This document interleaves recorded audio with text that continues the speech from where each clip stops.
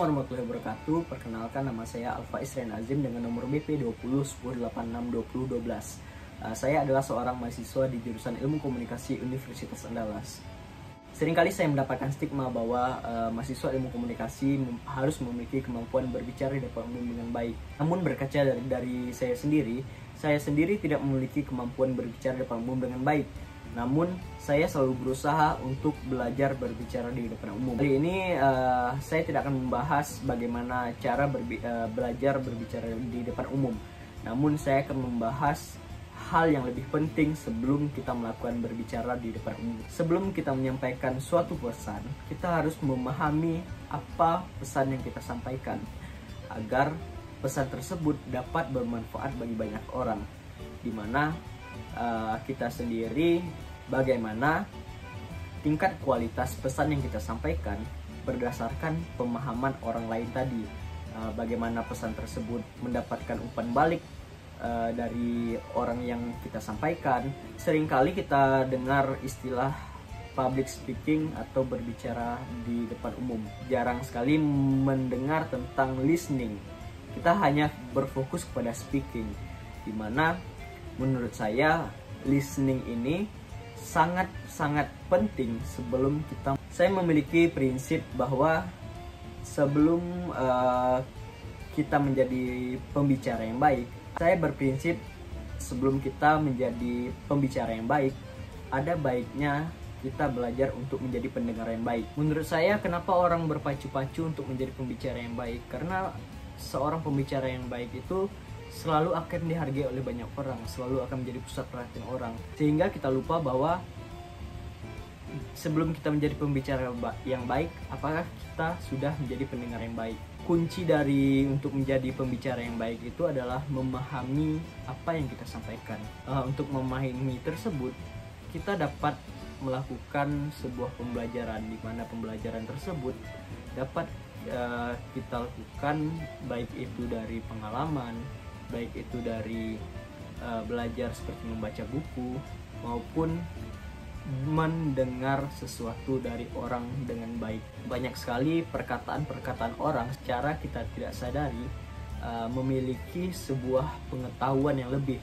Namun karena penyampaian yang tidak menarik, kita tidak terlalu fokus untuk menjadi pendengar yang baik tadi. Kita sudah dianugerahkan Tuhan salah satu indera yang bekerja duluan ketika seorang manusia lahir ialah mendengar. Janin dalam kandungan itu sudah bisa mendengar detak jantung sang ibu. Oleh karena itu, saya menyimpulkan bahwa mendengar ini merupakan anugerah kita untuk bisa memahami bagaimana isi dunia ini.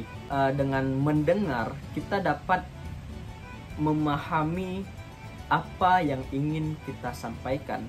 Jika kita merasa bahwa kita sudah memahami apa yang ingin kita katakan dengan pengetahuan yang cukup serta dengan kemampuan menghargai orang lain, maka kita akan bisa menjadi seorang pembicara yang baik pula.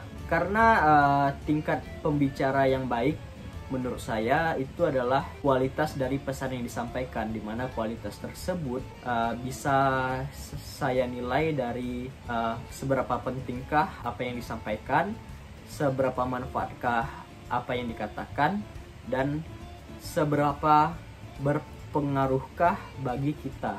Selain itu juga menjadi seorang pembicara harus memahami audiens. Jadi sebagai pembicara kita dapat membaca apakah audiens tersebut terpaku dengan perkataan kita tadi atau tidak.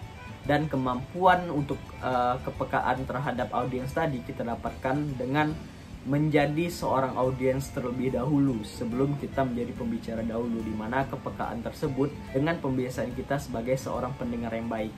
Saya canggung ketika berbicara di depan layar handphone dibandingkan kepada audiens secara langsung. Karena ketika saya berbicara di depan handphone, saya tidak dapat sebuah umpan balik dari handphone tersebut. Saya tidak dapat melihat ekspresi, atau saya tidak tahu apakah orang-orang tertarik dengan pembicaraan saya atau tidak. Oleh karena itu, kemampuan saya Untuk membaca wajah dari audiens ketika saya berbicara tadi, saya dapatkan dari kebiasaan saya untuk mendengar pembicaraan orang lain terlebih dahulu. Kita berbicara, ada baiknya kita mendengar dan memahami terlebih dahulu. Karena kunci dari public speaking sendiri adalah bagaimana kita menguasai sebuah materi yang ingin disampaikan, dan yang kita harapkan dari apa yang disampaikan kan ialah sebuah feedback dari apa yang orang lain dengarkan. Mungkin sekian, saya akhiri. Wabillahi taufiq hidayah. Wassalamualaikum warahmatullahi wabarakatuh.